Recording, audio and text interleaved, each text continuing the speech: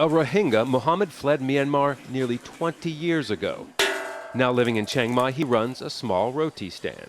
He makes a meager $10 a day to feed his family of 5. Like many of his fellow Rohingya Muslims, he left because of persecution, but fled well before the recent violence that prompted a spike in the number of migrants. Mohammed left because he attacked undercover soldiers. They were beating his father before they took him to prison. Years later, the incident is still raw. I never saw my dad again after he came out of prison. I fled to Bangladesh and then India. I came back to Myanmar and then ended up in Thailand. We're not showing Mohammed's face. His work permit is for construction, not selling roti.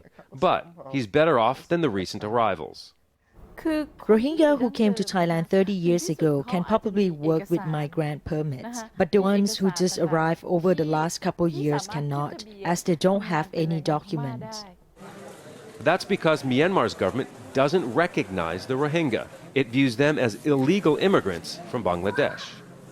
Chiang Mai has a centuries-old history of Buddhism and is known as being a multicultural community thanks to its location along ancient trade routes. But the Rohingya who've come here recently, fleeing violence and persecution, hide their identity.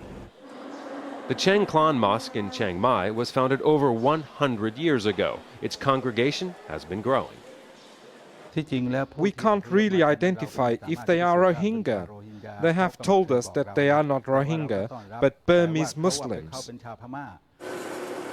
For safety, Mohammed doesn't tell people his background, as there are many Buddhists from Myanmar living in Chiang Mai. The violence in his former home has been drawn on ethnic and religious lines. He can't go back, but encourages the Rohingya still in Myanmar to stay on.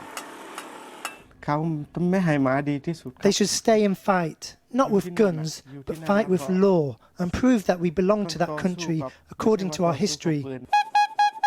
And as Mohammed watches that fight from afar, it will be a difficult one, as Myanmar's government has shown no sign of changing its stance on the Rohingya. Scott Heidler, Al Jazeera, Chiang Mai.